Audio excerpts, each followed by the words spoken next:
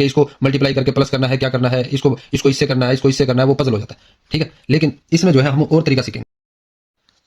السلام علیکم اسٹوڈنٹس، امید آپ خیریت سے ہوں گے. Class 9 subject mathematics review exercise 1 آج ہم کمپلیٹ سولو کریں گے. یہ ویڈیو انتہائی امپورٹنٹ ہے. اس کی وجہ یہ ہے کہ ریویو ایکسرسائز 1 میں یونٹ نمبر 1 کے تقریباً تمام ٹاپکس گیون ہیں، یعنی کہ تمام ٹاپک سے ریلیٹڈ کویشچن گیون ہے. ٹھیک ہے، اور ہم جو ہے ہر کویشچن کو اس انداز سے سولو کریں گے، اس طریقے سے سولو کریں گے تاکہ ہر ٹاپک سے ریلیٹڈ آپ کا جو کنسیپٹ ہے وہ کلیئر ہو جائے، تاکہ یونٹ نمبر 1 جو ہے آپ کو میکسیمم تیار ہو جائے صرف اس ویڈیو کی مدد سے. اب دیکھیں کویشچن نمبر 1 جو ہے اس میں ہمارا جو پارٹ 1 ہے نا، اس میں ہم نے بتانا ہے روٹ آف 7 کیا ہے. اب روٹ آف 7 بیسیکلی آپ کو جواب تو آتا ہے کیونکہ آپ نے جو ہے بک کے اینڈ سے جو ہے پہلے سے چیک کیے ہوئے ہیں ایم سی کیوز کے جواب. لیکن مسئلہ یہ ہے کہ جب آپ کو روٹ آف 7 آپ سے پوچھا جائے تو آپ بتا دیں گے کہ یہ ارریشنل ہے. لیکن کیوں ہے ارریشنل، یہ آپ کے بتانا جو ہے زیادہ تر اسٹوڈنٹس کے لیے مشکل ہو جائے گا. کیونکہ اگر آپ سے پوچھا جائے روٹ آف 2 کیا ہے، روٹ آف 3 کیا ہے، روٹ آف 4 کیا ہے، یا روٹ آف 5 کیا ہے، تو آپ جو ہے کنفیوز ہو جائیں گے. ٹھیک ہے، اب اس کا جو طریقہ کار ہے نا سمجھنے کا وہ یہ ہے. پہلی بات تو یہ ہے کہ اگر آپ اس کی ویلیو لکھتے ہیں نا ڈیسیمل فارم میں تو وہ آتی ہے نان ٹرمینیٹنگ، یعنی کہ ڈیسیمل فارم میں اشاریہ کے بعد جو ٹرمز ہیں ان کا اینڈ نہیں ہے، نان ریکرنگ ہے. یعنی کہ پوائنٹ کے بعد جو ٹرمز ہیں وہ ریپیٹ ہو رہی ہیں لیکن ایک پیٹرن فارم میں نہیں ہے. ٹھیک ہے، نان ریکرنگ کا مطلب یہ ہے کہ ڈیسیمل فارم میں اشاریہ کے بعد جو نمبر ہے نا وہ ایک پیٹرن میں نہیں ہے. لائک جیسے اشارے کے بعد 5 5 5 یہ چلتا جا رہا ہے، یا پھر اشارے کے بعد 20 20 20 یہ بھی ایک 20 کا پیٹرن چلتا جا رہا ہے. مطلب اس طرح جو ہے پیٹرن فارم میں نہیں ہے، تو اس کو کیا کہیں گے، نان ریکرنگ. نان ٹرمینیٹنگ مطلب اشارے کے بعد جو ہے پوائنٹ اینڈ نہیں ہو رہا. ٹھیک ہے، تو جب نمبر نان ٹرمینیٹنگ اور نان ریکرنگ ہو تو اس کو ہم کیا کہتے ہیں، ارریشنل کہتے ہیں. ایک تو یہ وجہ. دوسرے یہ، یا پھر آپ اس طرح سمجھ سکتے ہیں کہ square root of any not perfect square. ٹھیک ہے، any not perfect square is always an irrational number. اب ناٹ پرفیکٹ اسکیئر نمبر کون سا ہوتا ہے، اس سے پہلے ناٹ پرفیکٹ اسکیئر سمجھنے سے پہلے آپ کو میں بتاتا ہوں پرفیکٹ اسکیئر.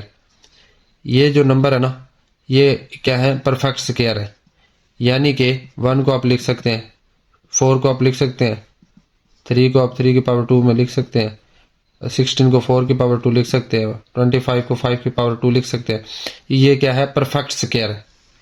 جب ان کا آپ اسکیئر روٹ لیتے ہیں نا تو وہ آتا ہے ریشنل.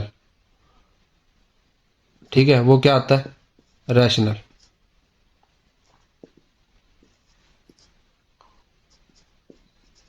یہ دیکھیں وہ کیا آتا ہے، ریشنل. یہ کیا نمبر ہے، یہ سارے ریشنل. ٹھیک ہے، اب ان کے علاوہ جو پرفیکٹ اسکیئر نہیں ہے وہ تمام کیا ہوئے، ناٹ پرفیکٹ اسکیئر ہوئے. اور ان کا جب اسکیئر روٹ لینا تو وہ کیا آئے گا، ارریشنل آئے گا. ایک یہ ہے.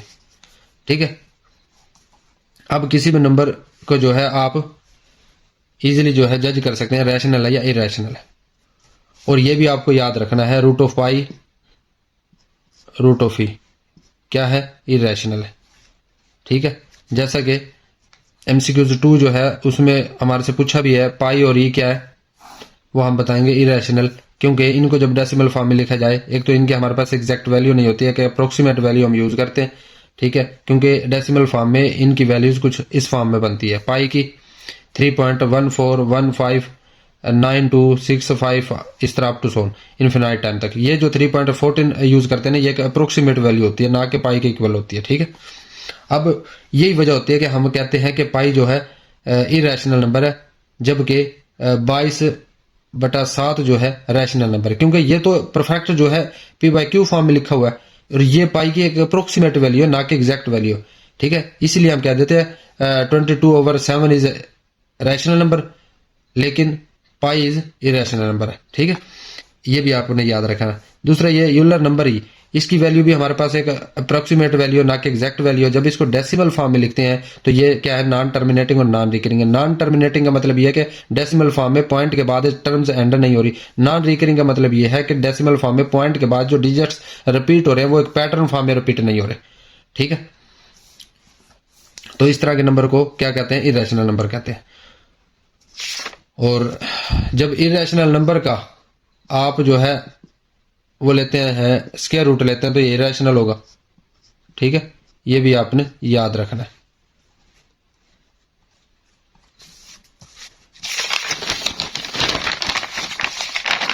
ایم سی کیوز نمبر 3 دیکھیں. If n is not a perfect square then root of n is irrational ہوگا. کیونکہ ابھی ہم نے پڑھا ہے کہ اگر تو پرفیکٹ اسکیئر کا اسکیئر روٹ لیتے ہیں لائک 4، وہ کیا آ جاتا ہے، ریشنل آ جاتا ہے. جب ناٹ پرفیکٹ جیسا کہ 2، ٹھیک ہے، یا 3 یا 5 یا 6 یا پھر 8، ٹھیک ہے، اس کا کیا ہوگا، ارریشنل ہوگا جواب. ٹھیک ہے،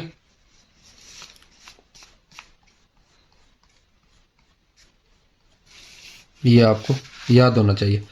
اب ایم سی کیوز نمبر 4 دیکھیں. روٹ آف 3 کیا ہے، 3 بیسیکلی کیا ہے، ناٹ پرفیکٹ. اور جب ناٹ پرفیکٹ اسکیئر کا اسکیئر روٹ لیں وہ کیا ہوتا ہے، ارریشنل ہوتا ہے. پلس 5 کیا ہے، not perfect square. Not perfect square کا جب اسکیئر روٹ لیں وہ کیا ہوتا ہے، ارریشنل ہوتا ہے. یعنی کہ یہ دونوں ارریشنل ہے. اور ارریشنل سم آف ارریشنل کیا ہوتا ہے، سم آف ارریشنل نمبرز کا ہوتا ہے ارریشنل. کیونکہ جیسا کہ آپ کے پاس یہ دو ویلیوز ہے، فرض کریں یہ دو ارریشنل ویلیو ہیں. ٹھیک ہے، 3.1415 یعنی کہ پائی کی ویلیو لگا لیں، کیا ہے 3.141592 اپ ٹو سون، اس طرح یہ جو ہے چلتا جا رہا ہے نمبر. اور اس طرح یولر نمبر ای کی اگر آپ بات کریں تو اس کی ویلیو ہمارے پاس 2.7182881 اپ ٹو سون. ٹھیک ہے، اب جب آپ ان کو ایڈ کریں گے نا تو وہ بھی تو کچھ اس فارم میں ہی آئے گا. ٹھیک ہے، اشاریہ کے بعد جو نمبر ہیں وہ کچھ اس فارم میں آئیں گے جو نان ٹرمینیٹنگ ہوں گے اور نان ریکرنگ ہوں گے. اور یہ آپ کو یاد بھی ہونا چاہیے کہ سم of 2 irrational number is always an irrational number. ٹھیک ہے، تو اس کا جواب کیا ہوگا، irrational نمبر ہوگا. یہ آپ کو ڈائریکٹ جو ہے یاد ہونے چاہیے چیزیں. نمبر 5 دیکھیں. For all x belong are x equal x is called. اب آر کیا ہے، ریئل نمبر کا سیٹ ہے. ٹھیک ہے، اور اس میں سے ایک نمبر کوئی بھی نمبر لے لیا ایکس، جنرل آپ نام لے دیا بھائی، ایک ہم نے ایک نمبر لیا ایکس، ٹھیک ہے، اور وہ اپنے ہی ایکول ہے. اس پراپرٹی کو ہم کیا نام دیں گے، اس پراپرٹی کو نام دیتے ہیں ریفلیکسو پراپرٹی. کیونکہ ریفلیکسو پراپرٹی آف ایکویلٹی اس کا ایک پراپر نام ہے. ٹھیک ہے، ریفلیکسو پراپرٹی آف ایکویلٹی کیا ہے، every number is equal to it self. Hare number اپنے آپ کے ایکول ہوتا ہے. ٹھیک ہے، اس پراپرٹی کو کہتے ہیں ریفلیکسو پراپرٹی آف ایکویلٹی. اس طرح جواب اے ہوگا 5 کا. ٹھیک ہے، اب نمبر 6 کا دیکھیں. Late a B C belong are. آپ کے پاس جو ہے 3 ریئل نمبر ہیں اور ان کو جب آپ کمپیئر کرتے ہیں، ٹھیک ہے، اے کو بی سے تو اے گریٹر ہے بی، اور بی اور سی کو کمپیئر کرتے ہیں تو بی گریٹر دین ہے سی. جب یہ دو پراپرٹی آپ نوٹ کریں، اے گریٹر دین بی اور بی گریٹر دین سی، پھر آپ کہہ سکتے ہیں a greater than C. Us property کو نام دیتے ہیں transitive property of انیکویلٹی. Transitive property of انیکویلٹی کیا ہے، if one number is greater than a second and second is greater than third, then the first is greater than the third. Mathematically آپ کہہ سکتے ہیں کہ آپ کے پاس ایک نمبر ہے، لیٹ سپوز اے ایکول ہے 7، بی ایکول ہے 5 اینڈ سی ایکول ہے 2. اب جو ہے آپ کہتے ہیں اے گریٹر دین بی، مطلب کہ 7 گریٹر دین 5. ٹھیک ہے، اب آپ کہتے ہیں بی گریٹر دین سی، مطلب کہ 5 گریٹر دین 2. اب دیکھیں 7 5 سے گریٹر ہے، ٹھیک ہے جی، 5 2 سے گریٹر ہے، یہ بھی ٹھیک ہے. ہم یہ بھی تو کہہ سکتے ہیں نا پھر 7 گریٹر دین ہے 2. تو اس طرح جو ہے یہ پھر 7 گریٹر دین 2 یہی پراپرٹی ہے. اس پراپرٹی کو کیا کہتے ہیں، ट्रांजिटिव प्रॉपर्टी ऑफ इनइक्वालिटी, और ये सिर्फ ग्रेटर देन के लिए नहीं है, ये लेस देन के लिए भी यही रहेगी, ठीक है, और equal and less than, equal and greater than के लिए भी ये प्रॉपर्टी काम करती है। MCQs नंबर 7 देखें। 2 की पावर x मल्टीप्लाई बाय 8 की power x equal 64, then find the value of x। अब इसमें जो है वेरिएबल पावर में गिवन है। जब पावर में वेरिएबल गिवन है तो आपने सबसे पहले ये देखना है कि क्या इनकी बेस सेम है। अगर बेस सेम नहीं है तो आपने नोट करना है कि इनकी बेस को हम कैसे सेम कर सकते हैं ताकि पावर्स को कंपेयर करके वेरिएबल की वैल्यू फाइंड आउट कर सकें। अब अपने पास ये है 8 की पावर x इक्वल 64। अब ये जो है इसको तो हम 64 को तो हम लिख सकते हैं 8 की पावर 2, ठीक है, यानी 64 क्या होता है 8 की पावर 2 का, ठीक है, इसको तो हम ये लिख सकते हैं। यानी अब ये बेस सेम है लेकिन ये डिफरेंट है।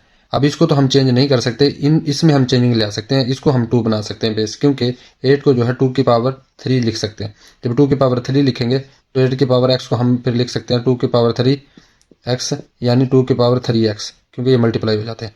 इसी तरह ये 8 की पावर 2 को हम लिख सकते हैं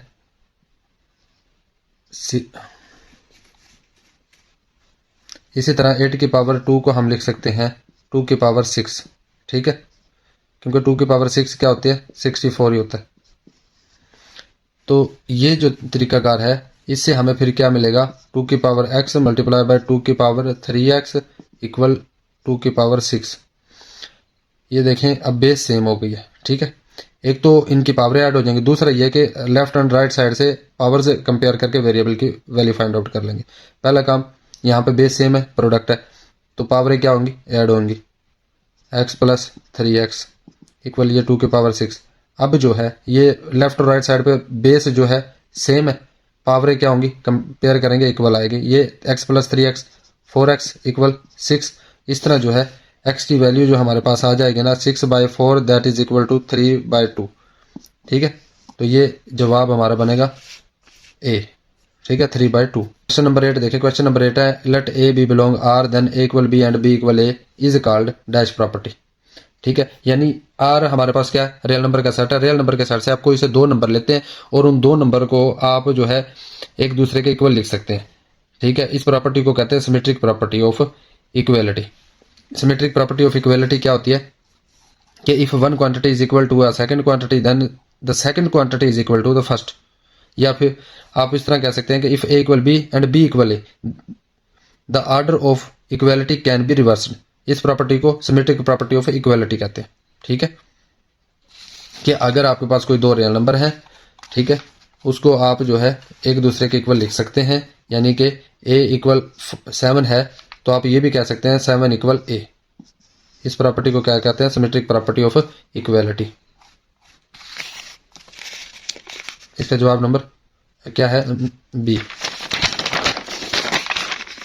अब देखें MCQ नंबर 9 देखें। ये है जी 75 का स्क्वायर रूट प्लस 27 का स्क्वायर रूट। अब ये देखें सबसे पहले ना इस फॉर्म में आपने क्या देखना होता है factor inside the square root into perfect square, यानी कि स्क्वायर रूट में जो आपके पास नंबर होता है ना उसको आपने सबसे पहले परफेक्ट स्क्वायर में जो है उसका रूट लिखना होता है। यानी कि आपके पास 75 है ना, तो इसमें जो परफेक्ट स्क्वायर है वो है 25 मल्टीप्लाई बाय 3, ठीक है, ये परफेक्ट स्क्वायर है। इसी तरह 27 में भी एक परफेक्ट स्क्वायर होगा, वो है 9 मल्टीप्लाई बाय 3, ठीक है। 9 को 3 से मल्टीप्लाई करें 27, 25 को 3 से मल्टीप्लाई करें 75। तो अब जो है जब आप इसका स्क्वायर रूट लेते हैं इसका तो आपके पास ये आ जाता है, और फिर आप इसको क्या करते हैं जब प्रोडक्ट का स्क्वायर रूट हो तो आप अलग अलग फॉर्म में लिख लेते हैं, ठीक है। और ये क्या आ जाएगा 5 और ये 3 का 3। इसी तरह जब इसका आप लेंगे तो अलग अलग फॉर्म में लिखेंगे 9 3, और 9 का क्या होता है 3 आ जाएगा और ये 3 आ जाएगा, ठीक है। एक ये जवाब आ गया और एक ये, इन दोनों को आप सम करेंगे, इन दोनों का इसी तरह इधर आके हमने सम किया, ठीक है।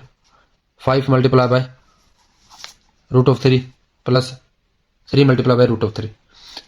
इनमें कॉमन हमारे पास क्या है रूट ऑफ 3 हमने कॉमन लिया, 5 और 3 ऐड हो जाएंगे, ये आ जाएगा 8 multiply by root of 3। 8 multiply by root of 3 क्या है डी जवाब है, तो ये डी ऑप्शन हमारा क्या आ जाएगा जवाब होगा। MCQ نمبر 10 دیکھیں, دا پروڈکٹ آف دس. اب یہ بیسیکلی آپ کو دیکھتے یاد آ جانا چاہیے کہ یہ کیا ہے, ایک سرڈ فارم ہے, ٹھیک ہے, ہم نے پڑھا تھا سرڈ, اور ایک دوسرے کی یہ کانجوگیٹ بھی ہے, سرڈ کانجوگیٹ. اور پروڈکٹ آف ٹو سرڈ کانجوگیٹ کیا ہوتا ہے, ریشنل نمبر ہوتا ہے. دوسرا یہ کہ آپ جو ہے ان کو ملٹیپلائی کریں گے, جب ملٹیپلائی کریں گے تو یہ کیا ہے, A پلس بی فارم میں ہے, اور یہ A مائنس بی فارم میں ہے, ٹھیک ہے, یعنی 3 سیم ہے, √5 سیم ہے. A plus be A minus be form میں ہے, تو اس کو ہم کیا لکھ لیتے ہیں, پھر A square minus be form لکھیں گے, تو یعنی 3 کا اسکوائر مائنس √5 کا اسکوائر, ٹھیک ہے. 3 کا اسکوائر کیا ہوتا ہے, 9 مائنس √5 کا اسکوائر, پھر اس کا اسکوائر بنے گا, یعنی √5 کا اسکوائر. √5 کیا ہوتا ہے, یہ 1/2 ہوتا ہے, روٹ اسکوائر کا تو 1/2 ہوتا ہے, اور یہ ہول کا اسکوائر, یہ اس سے کینسل ہو جائے گا, یہ 5 آ جاتا ہے اس طرح, ٹھیک ہے. تو یہ جو ہے آپ کے پاس آ جائے گا 9 - 5 4. اور 4 کیا ہوتا ہے, 4 کو آپ لکھ سکتے ہیں 4/1 P/Q فارم ہے, ٹھیک ہے. اور P/Q فارم جو ہے, Q ≠ 0, یعنی یہاں پر 1 ≠ 0 ہے, یہ کیا ہوگا, ریشنل ہوگا. 4 کیا ہے, ریشنل, اور ویسے بھی آپ کو پتا ہونا چاہیے ہر انٹیجر کیا ہے, ریشنل ہوتا ہے. یہاں تک ہمارے 10 MCQs کمپلیٹ ہو گئے ہیں کوشچن 1 کے, ٹھیک ہے. امید کرتا ہوں آپ کو سمجھ آ گئے ہوں گے. اب جو ہے موسٹ امپورٹنٹ کوشچن ہم کوشچن 2 سولو کرنے لگے ہیں, ٹھیک ہے, کیونکہ اس میں LCM کا جو کنسیپٹ میں دوں گا نا آپ کو, وہ انشاءاللہ پھر اس کے بعد آپ LCM کسی بھی نمبر کا آپ کے لیے آسان ہو جائے گا LCM لینا, ٹھیک ہے. اب دیکھیں ہمارے پاس کوشچن 2 ہے, اف اے بی سی کی ویلیو گیون ہے, اور ہم نے کیا کرنا ہے, پارٹ 1 یہ ویریفائی کرنا ہے, لیفٹ سائڈ میں اور رائٹ سائڈ میں ویلیو پٹ کر کے جواب سیم آنا چاہیے. ادھر بھی یہ ویریفائی کرنا ہے, لیفٹ سائڈ میں اور رائٹ سائڈ میں اے بی سی کی ویلیو پٹ کریں گے, جواب کیا آنا چاہیے, دونوں کا سیم آنا چاہیے. اب بات جو سمجھنے کی ہے نا, وہ صرف ایک بات ہے یہاں پر LCM کی, ٹھیک ہے, باقی آپ کو آتا ہے. مسئلہ LCM کا ہے اس قسم کے کوشچن میں, ٹھیک ہے. LCM لینا تھوڑا سا مشکل ہو جاتا ہے, کیونکہ A/B پلس C/D. اب کوئی کہتا ہے جی ان دونوں کو ملٹیپلائی کر لو, ان کو ملٹیپلائی کر لو, ان کو ملٹیپلائی کر لو, ٹھیک ہے, پھر اوپر والے کو جو ہے یہ ایڈ کر دو, نیچے والوں کو ملٹیپلائی کر کے یہ کر دو. یہ بھی ٹھیک ہے, لیکن اس میں جو ہے اسٹوڈنٹ کیا ہو جاتا ہے, پزل ہو جاتا ہے, ٹھیک ہے. وہ اسے سمجھ ہی نہیں آ رہی ہوتی کہ اس کو ملٹیپلائی کر کے پلس کرنا ہے, کیا کرنا ہے, اس کو اس سے کرنا ہے, اس کو اس سے کرنا ہے, وہ پزل ہو جاتا ہے, ٹھیک ہے. لیکن اس میں جو ہے ہم اور طریقہ سیکھیں گے. اس میں صرف ہم ایک یہ طریقہ سیکھیں گے کہ ہم نے کیا کرنا, آپ نے طریقہ سیکھنا ہے, ٹھیک ہے, کہ جو ڈینومینیٹر ہے وہ ہم نے دونوں کا سیم بنانا ہے, پھر ہم نے سولو کرنا ہے. اب وہ طریقہ کار کیا ہے, دیکھیں ویریفائی ہم کریں گے. اب یہ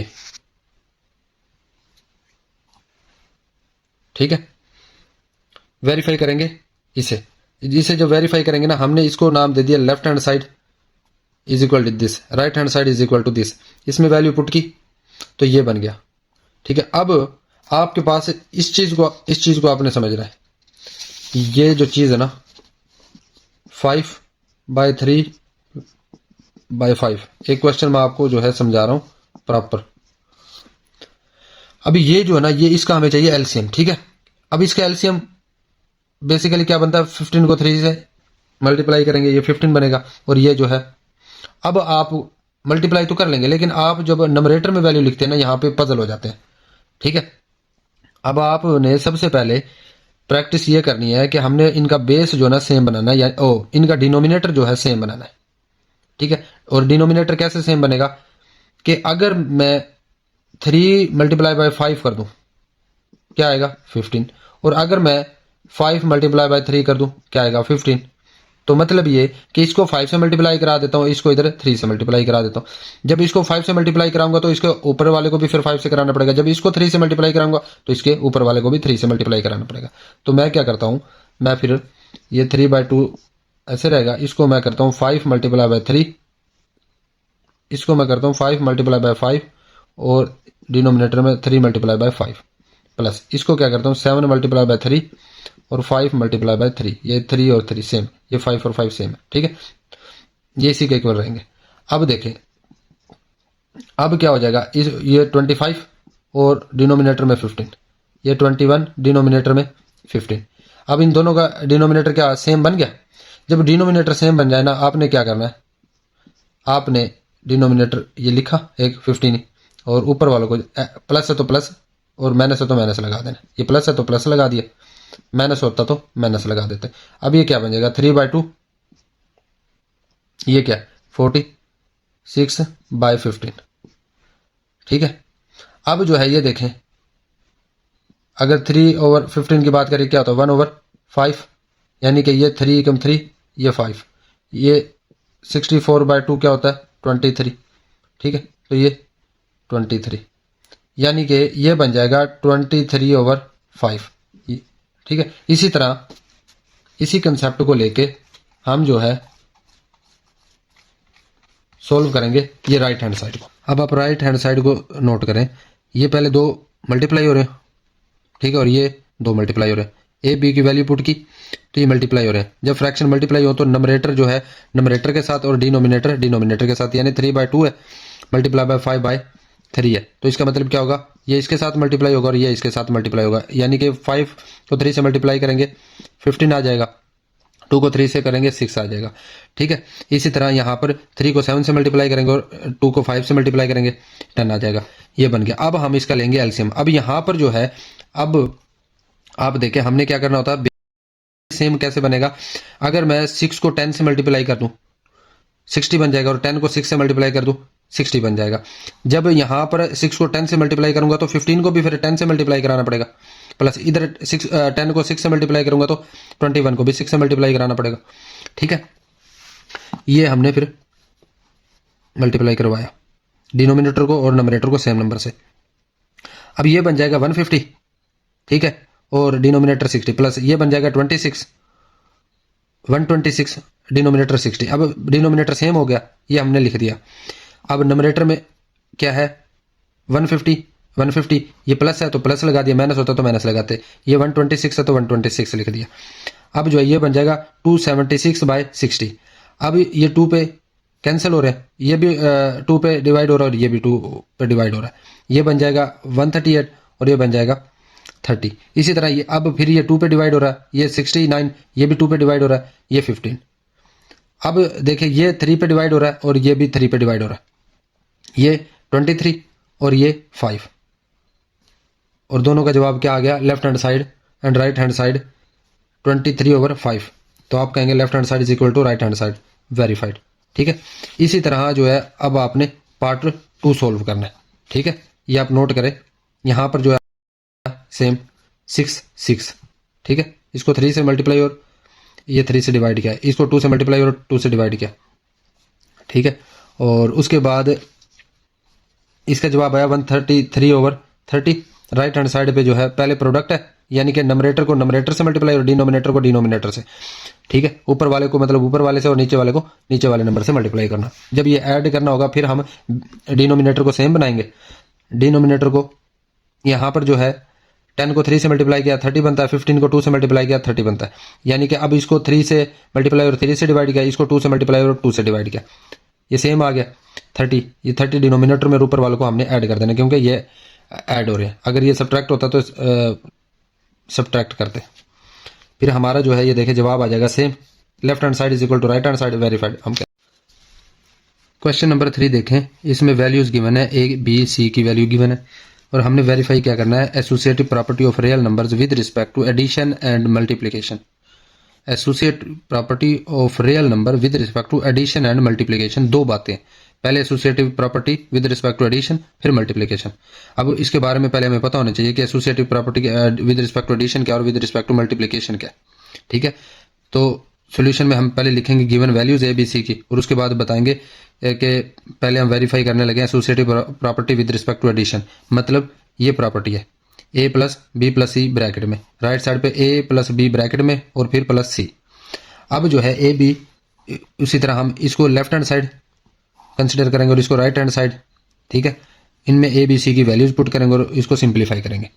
अब ये देखें, ये 3 टर्म्स है ऐड हो रही हैं, ठीक है, और फ्रैक्शन है, यानी कि इनका हमने एलसीएम लेके इनको वेरीफाई करना है।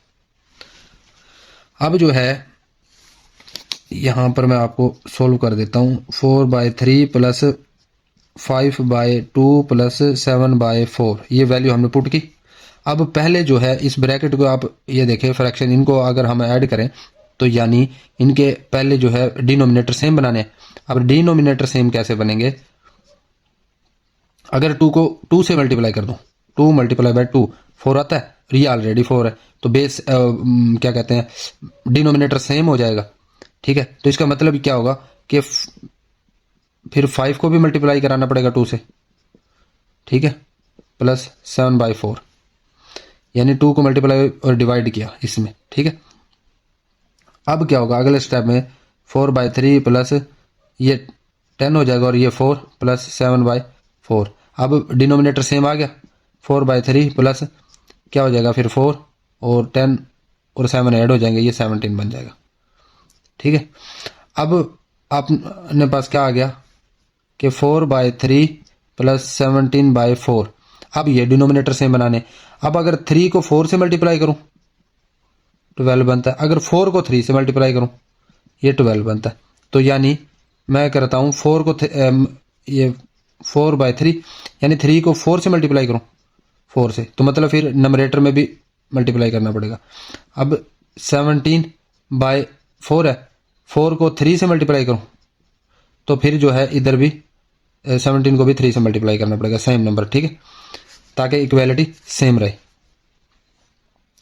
اب جو ہے یہ دیکھیے یہ بن جائے گا 4 کو 4 سے ملٹیپلائی کیا 16/12 پلس یہ 51/12.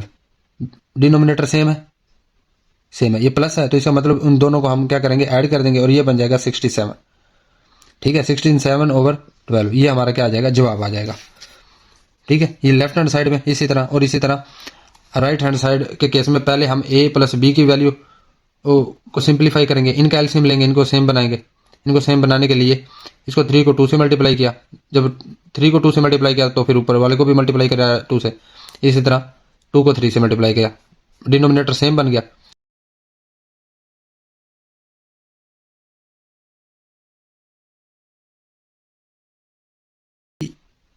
یعنی 8/6 پلس 15/6 پلس 7/4 ہے. تو یہ آپ پہلے سولو کریں یہ 23 پلس 7/4. ٹھیک ہے اب 6 کو ملٹیپلائی کیا 2 سے 12 ہے اور 4 کو ملٹیپلائی کرایا 3 سے یہ بھی 12 ہے. ٹھیک ہے یعنی کہ اب مجھے کیا کرانا پڑے گا 23/6 ملٹیپلائی بائی 2. جب 6 کو 2 سے ملٹیپلائی کیا تو 23 کو بھی 2 سے ملٹیپلائی کیا پھر پلس 7/4 ہے 4 کو 3 سے ملٹیپلائی کرائیں تاکہ ڈینومینیٹر سیم ہو جائے. ٹھیک ہے پھر اوپر والے کو بھی 3 سے ملٹیپلائی کرانا پڑا. تو اس طرح جو ہے 23 کو یہ 46/12 پلس یہ 21/12 اور یہ کیا بن جائے گا ڈینومینیٹر سیم ہے تو اوپر والے یہ ایڈ ہو رہے ہیں تو ایڈ کر دیں گے. یہ بن جائے گا 46 پلس 21 67/12 سیم آ جائے گا. ٹھیک ہے اس طرح جو ہے ہم سولو کریں گے. یہ لیفٹ ہینڈ سائڈ برابر ہے یعنی کہ یہ ویریفائی ہو گیا. اسی طرح ہم اب associative property with respect to multiplication. اچھا ملٹیپلیکیشن کے کیس میں جو ہے نا اے بی سی تینوں ہی ملٹیپلائی ہو رہا ہے تو اس کا مطلب ہے ڈائریکٹ آپ نے نمریٹر کو نمریٹر کے ساتھ اور ڈینومینیٹر کو ڈینومینیٹر کے ساتھ مطلب اوپر والی نمبرز کو اوپر والے کو آپس میں ملٹیپلائی کرا دینا اور نیچے والے کو آپس میں ملٹیپلائی کرا دینا. ٹھیک ہے اور اس کے بعد جو کینسل ہو رہے ہیں ان کو کینسل کر دینا اور یہ جواب آ جائے گا. ٹھیک ہے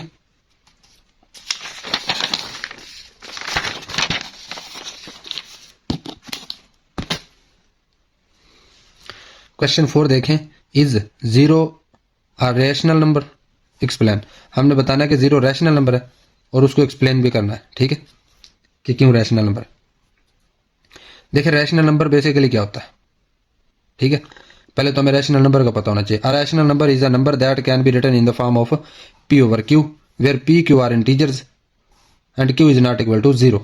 ٹھیک ہے تو یہ آپ نے بتا دینا کہ ریشنل نمبر بیسیکلی اس کنڈیشن والے نمبر کو کیا کہتے ہیں جس کو p/q فارم میں لکھا جائے اور q جو ہے بٹے میں جو نمبر ہے وہ 0 نہ ہو اس نمبر کو کیا کہیں گے ریشنل نمبر کہیں گے. اور پھر ہم کہیں گے کہ اب ہم چیک کرتے ہیں 0 کو کہ 0 کو p/q فارم میں لکھا جا سکتا ہے. ٹھیک ہے اور q is not equal to 0 یعنی 1 is not equal to 0. ٹھیک ہے اور 0 and 1 belong to integer, ٹھیک ہے. یہ پراپرٹی ریشنل کی ویریفائی ہو رہی ہے, سیٹسفائی ہو رہی ہے یہاں پر, ٹھیک ہے. تو ہم 0 کو کہہ سکتے ہیں یہ ریشنل نمبر ہے. کوشچن نمبر 5 ہے state ٹریکوٹومی property of real numbers. ٹریکوٹومی property کیا ہے, اس کی ہم نے اسٹیٹمنٹ لکھنی ہے. For any two real numbers a and be only one of the following statements is true. جب آپ کے پاس ریئل نمبر کے سیٹ سے کوئی بھی آپ دو نمبر لیں اور ان کو آپ کمپیئر کریں تو ان میں جو 3 پاسبلٹیز ہیں نا, ان میں سے ایک ہی ٹرو ہوگی. 3 پاسبلٹیز ہیں, 2 نمبر آپ نے اٹھائے, لیٹ سپوز آپ نے 5 اور 2 اٹھایا, تو اب یہ آپ یہی کہہ سکتے ہیں نا 5 از گریٹر دین 2. آپ یہ تو نہیں کہہ سکتے 5 از لیس دین 2 یا 5 از اکول ٹو 0 یا 5 از لیس دین 2 یا پھر 5 از اکول ٹو 2. یہ تو غلط ہے نا, ایک ہی پاسبلٹی مطلب ممکن ہوگی نا. ٹوٹل کتنی پاسبلٹیز ہیں, 3 ہے, کہ یا تو اے جو ہے چھوٹا ہوگا بی سے, یا اے بی کے برابر ہوگا, یا پھر اے بی سے بڑا ہوگا. جیسے کہ آپ 2 نمبر ہم نے اٹھائے ریئل کے سیٹ سے 5 اینڈ 2, تو ہم یہ کہہ سکتے ہیں صرف کہ 5 از گریٹر دین 2, نہ کہ ساتھ میں یہ بھی پراپرٹی کہ 5 لیس دین 2 یا 5 از اکول ٹو 2, ٹھیک ہے. اسی طرح اگر آپ 2 نمبر لیتے ہیں 2 اینڈ 2, تو اب آپ کہہ سکتے ہیں 2 اکول ٹو 2, یہ صحیح ہے. 2 اکول 2 لیس دین 2 یہ غلط ہے, یا 2 گریٹر دین 2 یہ غلط ہے, ٹھیک ہے. اس طرح جو ہے ایک ہی اسٹیٹمنٹ جو ہے وہ کیا ہوگی, ٹرو ہوگی. اس پراپرٹی کو کیا کہتے ہیں, ٹریکوٹومی پراپرٹی, کہ ریئل نمبر کے سائڈ سے کوئی 2 نمبر لیں اور یہ 3 پاسبلٹیز ہوتی ہیں, ان میں سے ایک کی ٹرو ہوتی ہے. Question number 6, find 2 rational numbers between 4 and 5. Solution. To get numbers between 4 and 5, جب آپ کو 2 نمبرز کے درمیان والا نمبر چاہیے ہوتا ہے تو اس کے لیے جو طریقہ کار ہے, آپ نے کیا کرنا, ان دونوں کو لے لینا ہے ایوریج. ان دونوں کا جب ایوریج لیں گے نا, ان کا آ جائے گا سینٹر والا نمبر, ٹھیک ہے. اور آپ کو کیا چاہیے ہوتا ہے, 4 سے بڑا اور 5 سے چھوٹا. جب وہ 4 اور 5 کے سینٹر والا ہے تو یعنی کہ وہ 4 سے تو بڑا ہے نا, ٹھیک ہے, اور 5 سے کیا ہے, لیس ہے, ٹھیک ہے. وہ نمبر آ جائے گا ادھر. اور یہی آپ کو چاہیے ہوتا ہے کہ وہ نمبر جو 5 سے بڑا, 4 سے بڑا اور 5 سے چھوٹا, جب وہ سینٹر میں, وہ آپ کا ریکوائرڈ آنسر ہے. اس کے بعد دوسرا نمبر اب آپ کو چاہیے, جب 4 اور 5 کو ایوریج لیں گے نا تو اس کا سینٹر آ جاتا ہے 9/2. اب آپ کیا کریں, ان 2 کا آپ ایوریج لے لیں. جب آپ ان 2 کا ایوریج لیتے ہیں, ٹھیک ہے, تو ایوریج کیا ہوتا ہے, ان دونوں کو ایڈ کریں اور 2 پہ ڈیوائڈ کر دیں. اب ان 2 کا جب ایوریج لیں گے 9/2 + 5, ان 2 کو ایڈ کریں گے اور 2 پہ ڈیوائڈ کر دیں گے, ٹھیک ہے.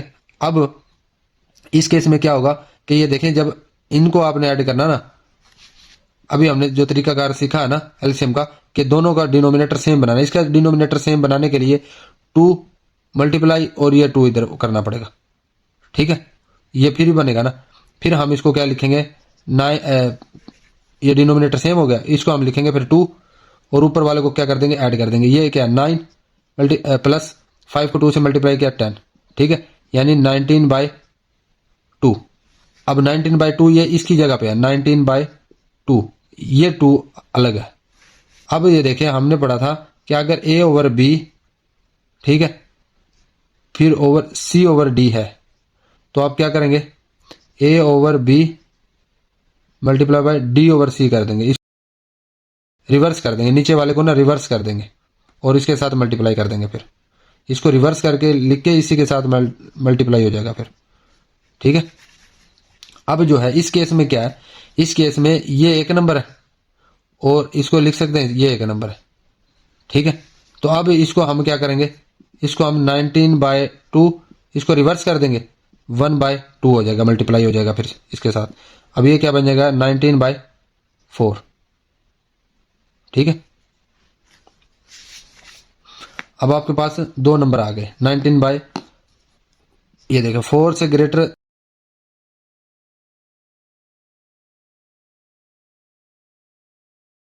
9/2 19/4, ٹھیک ہے.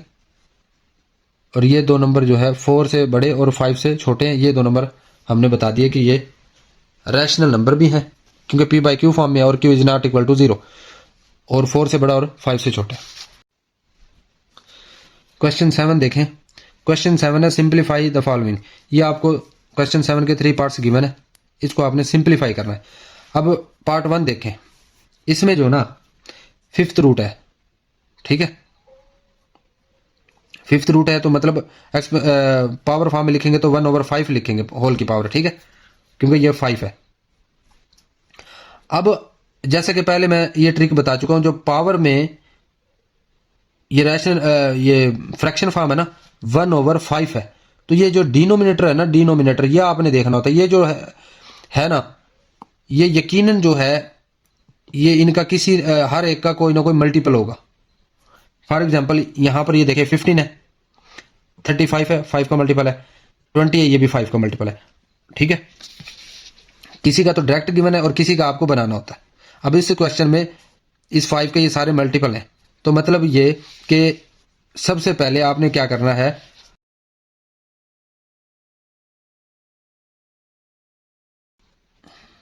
x की पावर 15 है, इसके होल की पावर बन जाएगी 1/5 अलग, y की पावर 35 है, इसकी होल की पावर 1/5।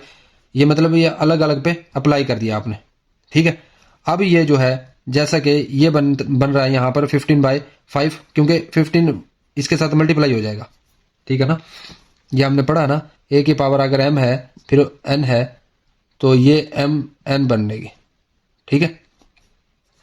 और ये भी हमने पढ़ा है कि ये देखें अलग अलग पे अगर अप्लाई करना है, x y की पावर n है तो x की n और y की पावर n अलग अलग हो जाएगी। x/y है फॉर्म में है तो फिर x की पावर n और y की पावर n अलग अलग इस तरह अप्लाई हो जाएगी, ठीक है।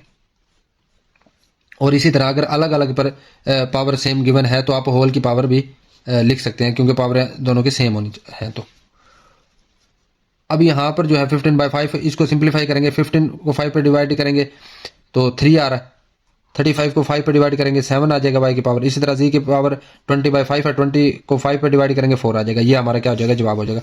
अब पार्ट 2 देखें। पार्ट 2 में जो ना ये थोड़ा सा समझने का है, वो ये कि जैसे कि ये √3 है तो होल की पावर 3 है। अब मैंने क्या कहा था, फिर यकीनन अंदर वाली कोई पावर जो वो 3 का मल्टीपल होगी, यानी कि 3 पर डिवाइड होगी, ये यूं, ठीक है। अब देखिए 27 जो ना इसको हम लिख सकते हैं 3 की पावर 3, क्योंकि 3 की पावर 3 क्या होता है, 3 × 3 × 3 ये क्या है 27 है, ठीक है। तो अब जो है इसको हम लिख सकते हैं 27 को, पहले तो ये हमने 2x को 1/3 से मल्टीप्लाई करा दिया, ठीक है, 2x/3 बन जाएगा। अब 27 को लिखा 3 की पावर 3, ये देखे 3 का डिवाइडर है ना 3, अब इससे ये कैंसिल हो जाएगा। जब ये इससे कैंसिल होगा तो ये 3 बच जाएगा और ये होल की पावर 2x के 2x आ जाएगी, ये जवाब आ जाएगा, ठीक है। ये चीज आपने नोट करना है। यकीनन जो ना ये जो डिनोमिनेटर नंबर होगा ना, अंदर से जो पावर बनेगी ना वो यकीनन इसका। क्वेश्चन 3 में जो है आपको वेरिएबल क्या है, पावर में गिवन है। अब वेरिएबल पावर में गिवन है तो आपने क्या करना है, ये इक्वेशन तो है नहीं, ये एक टर्म है, क्योंकि इक्वल मतलब नहीं है इक्वलिटी। अब इसमें जो है ना आपने क्या करना है, आपने ये देखना है कि बेस भी सेम और पावरें भी सेम, ताकि ये नीचे वाले जो ऐड सब्ट्रैक्ट हो रहे हैं इसमें से एक वैल्यू हम कॉमन लें और इसके साथ कैंसिल हो जाए।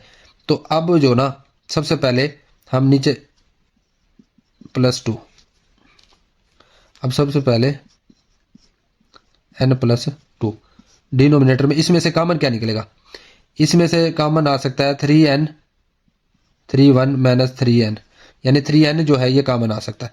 तो फिर हम क्या करेंगे, 3n कॉमन आ सकता है तो यानी इसको n अलग और 2 अलग कर लेंगे, ऊपर वाले का भी 3n 3 की पावर 2 ये अलग, ठीक है। और ये 3 की पावर n यहाँ से कॉमन आया तो इसमें से बचेगा फिर ये 3 की पावर 1 का मतलब 1 माइनस ये 3n कॉमन आ गया, ये 1 बचेगा इसकी जगह पे। अब ये देखें ये 3 की पावर n और ये 3 की पावर n ये कैंसिल।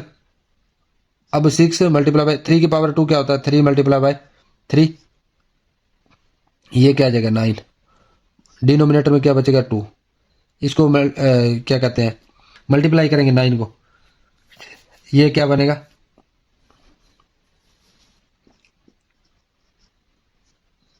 2 और ये क्या आ जाएगा 27, ये हमारा क्या होगा जवाब होगा। क्वेश्चन 8 देखें। क्वेश्चन 8 है the sum of 3 consecutive odd integer is 51 find 3 integers के sum of 3 consecutive odd integers. अब ऑड इंटीजर्स का आपको पता होना चाहिए और कंसेक्टिव ऑड इंटीजर्स का आपको पता होना चाहिए, ठीक है। ऑड इंटीजर क्या होते हैं और कंसेक्टिव ऑड इंटीजर क्या होते हैं, ये दो बातें आपको पता होना चाहिए। क्वेश्चन नंबर 8 है the sum of 3 consecutive odd integers is 51 find the 3 integers. अब सबसे पहले आपको पता होना चाहिए कंसेक्टिव ऑड इंटीजर्स किसे कहते हैं, ठीक है। अब ऑड इंटीजर्स क्या होते हैं, 1 3 5 7 9 अप टू 100, इस किस्म के नंबर को हम क्या कहते हैं, ऑड इंटीजर्स कहते हैं। कंसेक्टिव ऑड इंटीजर्स का मतलब क्या है, consecutive odd integers means odd numbers that come one after another with a gap of 2, यानी कि एक के बाद दूसरा जो नंबर आता है 2 के गैप से, ठीक है। जैसे पहला नंबर अगर कोई 1 है तो 2 का गैप क्या बनेगा 3, ठीक है। इसी तरह 3 5 ये 7, यानी कि अगर कोई जनरल वैसे हमें नहीं पता वो कौन से नंबर है तो हमने क्या कह दिया कि भाई कोई भी वो नंबर है पहला x, ठीक है। तो इसका मतलब फिर दूसरा क्या बनेगा 2 के गैप से x प्लस 2, क्योंकि 1 में 2 ऐड करते हैं तो अगला नंबर 3 आता है ना, 1 3 आता है। इसी तरह 5, जब 3 में फिर 2 ऐड करेंगे तो 5 आएगा ना। तो यानी कि अब हमने जनरल कह दिया अगर कोई नंबर ऑड इंटीजर है तो फिर कंसेक्टिव का मतलब है नेक्स्ट नंबर उससे, तो उससे नेक्स्ट नंबर फिर 2 ऐड करेंगे तो नेक्स्ट बनेगा ना। फिर इसी तरह उससे भी नेक्स्ट चाहिए, क्योंकि कंसेक्टिव का मतलब है एक तरतीब से एक के बाद दूसरा, तो फिर इसमें ऐड करेंगे ना कि इसमें। अब इसमें फिर ऐड करेंगे मतलब x प्लस 2 प्लस 2, यानी कि x प्लस 4 आएगा। इसी तरह फिर अगर फोर्थ नंबर की बात करते हैं तो x प्लस 6 आएगा, इस तरह, ठीक है। लेकिन हमें क्या चाहिए 3 नंबर चाहिए, तो हमने जो है जनरल कंसीडर कर लिया कि सपोज हमारे पास एक पहला नंबर, हमने कहा कि कोई भी नंबर वो हो सकता है, हमने कह दिया वो x है उसका नाम, ठीक है। अब जब x है तो फिर हमने कहा कंसेक्टिव नंबर लेना ना, तो इससे नेक्स्ट आएगा फिर x प्लस 2, फिर उससे नेक्स्ट आएगा x प्लस 4, तो इस तरह हमारे आ गए ये 3 नंबर, ठीक है। अब ये 3 नंबर आ गए, कंडीशन क्या की मैंने कि इन तीनों का आपने लेना सम, इन तीनों का सम लें तो जवाब उसने बताया कि वो होता है इक्वल 51 के। तो हमने क्या किया, ये कंसीडर कर लिए 3 कंसेक्टिव इंटीजर ऑड इंटीजर, ठीक है। और फिर अकॉर्डिंग टू गिवन कंडीशन उनको हमने सम किया, और सम करने के बाद इक्वल उसने दे दिया कि वो 51 होता है, वो हमने लिख दिया। अब लेफ्ट हैंड साइड को अब हम सिंप्लीफाई करेंगे, ठीक है। सिंप्लीफाई करेंगे तो x की वैल्यू फाइंड आउट कर लेंगे, ठीक है। ये कांस्टेंट को हम राइट हैंड साइड ले जाएंगे, x को सिंपल लेफ्ट हैंड साइड रखेंगे, और ये x इक्वल 15 आ गया। जब 3 नंबर हमने ये कंसिडर किए थे, x हमारा 15 आया, तो इसका मतलब है x प्लस 2 क्या होगा, वो 15 प्लस 2 यानी 17। इसी तरह ये फिर x प्लस 4 क्या होगा, 15 प्लस 4 यानी 19, ठीक है। तो इस तरह ये हमारे 3 नंबर आ गए, ठीक है, 15 17 19। ये हमारा क्या जवाब है, required 3 consecutive odd integers are 15 17 and 19। और अगर आप इनको देखना चाहिए ऐड करके तो चेक कर सकते हैं, ये 51 के इक्वल है, ठीक है। ये वेरीफाई भी आप कर सकते हैं। क्वेश्चन नंबर 9 देखें, Abdullah picked up 96 balls and placed them into 2 buckets. One bucket has 28 more balls than the other bucket. How many balls are in each bucket? Abdullah के पास 96 balls है, ठीक है, और 2 buckets में वो प्लेस्ड करता है, रखता है। buckets मीन इस शेप का बर्तन है जिसमें वो balls रखता है, ठीक है। अब इन दोनों में वो 96 balls रखता है, और वो किस रेशो से रखता है कि अगर इसमें बाल रखता है ना x, तो इसमें रखता है वो x प्लस 28, यानी कि जितनी बाल्स इसमें रखता है ना, इसमें इससे 28 ज्यादा है, यानी एक बकेट में दूसरी से 28 बाल ज्यादा वो रखता है, वो ये रेशो रखता है, ठीक है। इस रेशो से वो बाल्स को डिवाइड करता है, दोनों में प्लेस करता है। अब इस सवाल में हम पहले लिखेंगे according to given condition. Given क्या है हमें, टोटल बाल्स इनटू 2 बकेट्स, कि 2 बकेट्स हैं अब्दुल्ला के पास और उसके पास टोटल 96 बाल्स हैं, और उस वो जो बाल्स इनमें प्लेस करता है ना, कि इस रेशो से करता है 1 bucket has 28 more balls than the other bucket, कि एक बकेट दूसरे से 28 बाल्स ज्यादा रखते हैं एक बकेट में, ठीक है। अब जो है हम सपोज कर लेते हैं कि एक बकेट में वो बाल्स है जी x, ठीक है, پھر دوسرے میں کیا ہوگی, according to given condition x plus 28 بن جائے گی. تو یہ ہم نے سپوز کیا, یہ ادھر میں نے لکھ دیا کہ let the number of balls in one bucket be x then number of balls in second bucket is x plus 28. ٹھیک ہے. پھر according to given condition, according to given condition کیا کہ دونوں میں وہ 96 بالز رکھتا ہے, یعنی کہ یہ ہم نے جو لیٹ کیا نا کہ اس میں ایکس بالز اور اس میں ایکس پلس 28. ٹھیک ہے. تو ان دونوں کو اگر ہم ایڈ کر لیں وہ کیا آتا ہے 96 بالز, کیونکہ دونوں کی بالز ٹوٹل 96 ہے نا, تو مطلب ان دونوں کو سم کر لیں ایکس پلس 28, تو وہ کیا بنتی ہے 96 بنے گی نا دونوں کی بالز. اب یہ جو ہے ہمارے پاس ایکس کی ویلیو 34 آ جائے گی. اسی طرح ایکس پلس 28 کی اگر بات کریں تو یہ بن جائے گا ہمارے پاس 62. ٹھیک ہے. یعنی کہ اس میں ہمارے پاس جو بالز ہے نا وہ ہے 34 اور اس میں کیا ہے 62. دیکھیں اس میں 28 بال زیادہ ہے. ٹھیک ہے. اور یہ ہمارا کیا ہے, یہ ہمارا بن جائے گا جواب. Thus the number of balls put in first bucket 34, the number of balls put in second bucket 62. Question number 10 دیکھیں جو موسٹ امپورٹنٹ کوشچن ہے. سلما invested raise 3,50,000 in a bank which paid simple profit at a rate 7/1/4 mean. یہ mixed friction ہے, اس کا مطلب ہے یہ 7 کو 4 سے ملٹیپلائی کریں گے, یہ بنے گا 28 اور پلس کر دیں گے 1, اور ڈینومینیٹر میں کیا رہے گا 4 رہے گا, اور یہ بن جائے گا 29/4, یعنی کہ یہ کیا بنا 29/4%. ٹھیک ہے. یہ مکسڈ فریکشن کو فریکشن فارم اس طرح لکھتے ہیں, ان دو کو ملٹیپلائی اور اس میں یہ ایڈ کر دینا, ان دو کو ملٹیپلائی کر کے اس میں ایڈ کر دینا, یہ اوپر والا جو بھی نمبر ہے, یہاں پہ 1 ہے تو 1 ایڈ کر دیا, اور ڈینومینیٹر سیم رہے گا. ٹھیک ہے. اب جو ہے per annum main per year, after 2 years the rate was increased to 8%. کس چیز کا ریٹ, یہ سمپل پروفٹ کا ریٹ. ٹھیک ہے. پہلے 2 سال یہ ریٹ ملے گا, ٹھیک ہے, اتنے % ملے گا, یعنی 29/4, اور پھر 2 سال کے بعد یہ بڑھا دیا جائے گا, پھر بن جائے گا پر ایئر 8%. پر اینم کا مطلب کیا, per year. Find the amount she had at the and of 7 years, یعنی کہ اب 8% جو ہے 5 سال تک ملے گا, اور 29/4% جو ہے پہلے 2 سال ہے بس, کیونکہ 2 سال کے بعد بڑھا دیا جاتا ہے, 8% کر دیا جاتا ہے یہ ریٹ. ٹھیک ہے. کس کا پرسنٹ, اس اماؤنٹ کا پرسنٹ ملے گا پہلے 2 سال. ٹھیک ہے. اب جو ہے ہم نے کیا بتانا ہے کہ اگر وہ 7 سال کے بعد اسے جب اماؤنٹ ریٹرن کی جاتی ہے تو پھر ٹوٹل اماؤنٹ سلما کو کتنی ملتی ہے بینک کی طرف سے. ٹھیک ہے. سلما نے جب جو رقم دی وہ تھی بینک کو 3,50,000. ٹھیک ہے. پھر اگلے 2 سال جو ہے سلما کو اس کا پروفٹ ملا 29/4%. پھر 2 سال کے بعد جو ہے یہ بڑھا کے 3,50,000 کا جو ہے 8% ملا. ٹھیک ہے. یہ کتنے 2 سال تک, اور یہ کتنے 5 سال تک. ٹھیک ہے. یہ ایڈ کر لیں اور یہ دونوں کا آپ ایڈ کریں, اس میں پھر 3,50,000 اوریجنل اماؤنٹ ایڈ کریں, یہ جتنی بنے گی وہ اس کا جواب بنے گا. لیکن ہم کیا کریں گے, سمپل پروفٹ کا فارمولا یوز کریں گے یہاں پر. ٹھیک ہے. اب دیکھیں یہاں پر جو ہے ہم لکھیں گے پرنسپل انویسٹڈ اماؤنٹ یعنی پی کیا 3,50,000.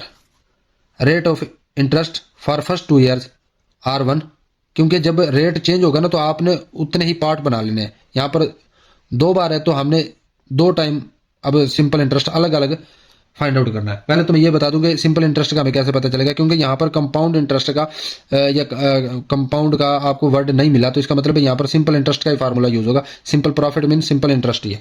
ٹھیک ہے. تو اب جو ہے پہلے 2 سال کے لیے ہے یہ ریٹ, تو اس کے لیے ایک فارمولا بنائیں گے, اس کا سمپل انٹرسٹ پہلے 2 سال کا نکالیں گے, پھر نیکسٹ 5 years کا. پہلے 2 سال کے لیے ہم جو ہے لکھیں گے rate of interest for first 2 years, وہ بنے گا 29/4%. ٹائم بنے گا 2 years, اور rate of interest for next 5 years بنے گا 8%, اور ٹائم بنے گا 5 years. اب ہم نے بتانا ٹوٹل اماؤنٹ, یعنی کہ 7 سال بعد جو سلما کو بینک کی طرف سے پیسے ملتے ہیں نا, اس کے اپنے پیسے اور ساتھ میں ان 7 سال کا انٹرسٹ ملا کے وہ ٹوٹل کتنے پیسے ملتے ہیں. ٹھیک ہے, یا ملیں گے. دین ہم نے بتایا سمپل انٹرسٹ کا فارمولا تو یہ ہے جس میں پی پرنسپل اور آر جو ہے ریٹ آف انٹرسٹ ہے پر ایئر کے حساب سے، یہ ٹی جو ہے ٹائم ہے پر ایئر، بھائی کتنے سال. ٹھیک ہے. اب جو ہے اس فارمولے میں آپ کو میں ایک چیز یہ بتا دوں فرق. اگر آپ سمپل انٹرسٹ کا فارمولا لکھتے ہیں پی آر ٹی، ٹھیک ہے، اس صورت میں جو آر کی ویلیو آپ نے پٹ کرنی ہے نا وہ یہاں پر جیسا کہ 29/4% پٹ کرنی ہے. ٹھیک ہے. اور یہ پرسنٹ کیا ہو جائے گا 29/4 ملٹیپلائی بائی 1/100. ٹھیک ہے. لیکن اگر سمپل انٹرسٹ کا فارمولا آپ نے یوز کیا ہے پی آر ٹی اوور 100، اب جو آر کی ویلیو آپ پٹ کریں گے نا وہ آپ 29/4 جسٹ پٹ کریں گے. ٹھیک ہے. یہ پرسنٹ نہیں پٹ کریں گے. ٹھیک ہے. یہ آپ نے یاد رکھنا ہے. اب ہم نے جو ہے فارمولے میں 100 کے ساتھ یہ ڈیوائڈ کیا ہوا پی آر ٹی کے پروڈکٹ کو، تو اب آر کی ویلیو ہم جسٹ نمبر لکھیں گے یہ. ٹھیک ہے. اب دیکھیں یہ ہم نے بتا دیا کہ سمپل انٹرسٹ کا فارمولا یہ ہے. پھر simple interest for first 2 years کیا بنے گی SI1، اور یہ کیا بن جائے گا PR1 T1 اوور 100. R1 مطلب پہلے 2 سال کے لیے جو ریٹ ہے 29/4%. ٹھیک ہے. T1 کیا 2 مطلب 2 آئے گا کیونکہ پر ایئر یعنی کہ سال گنے جاتے ہیں نا، 2 سال کے لیے مطلب 2. ٹھیک ہے. تو 2 آ گیا، یہ اوور 100 آ گیا ہول کا. اب یہاں پر جو ہے ایک اور چیز، اب یہاں پر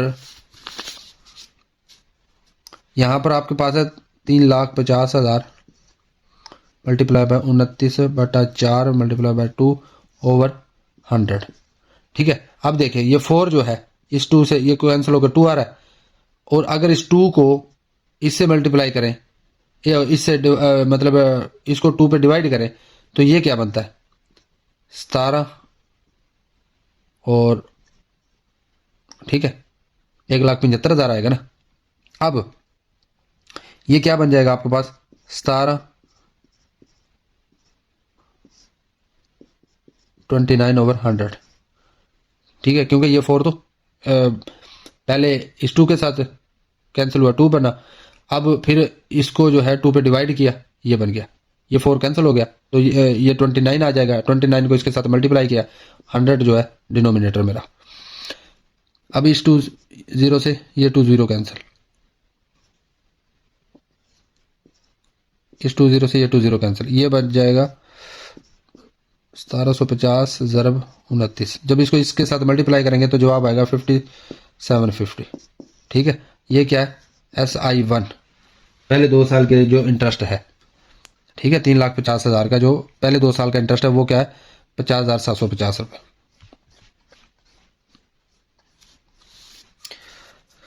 دوسرا یہ کہ یہاں پر جو میں نے وہ یوز کیا ہے نا ٹیکنیک، وہ میں نے یہاں پر یہ یوز کیا ہے کہ 3,50,000 ملٹیپلائی بائی 29/4 ٹھیک ہے ضرب 2 اوور 100 ہے نا.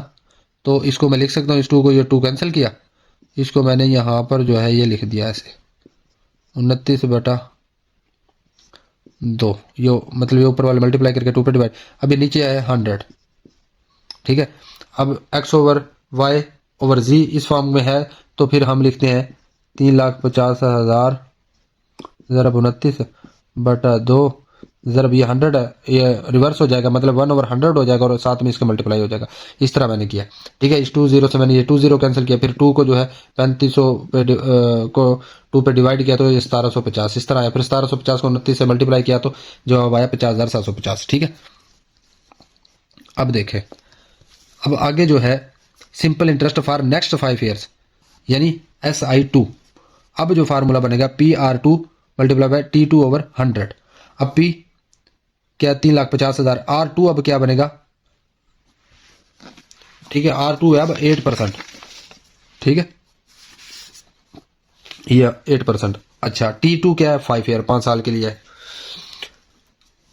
یہ اوپر والے ملٹیپلائی کریں گے اور نیچے 100 ہے. یہ 2 0 اس 2 0 سے کینسل ہو جائے گا، یہ بچ جائے گا 3500 اور یہ 8 کو 5 سے ملٹیپلائی کیا یہ بن گیا 40.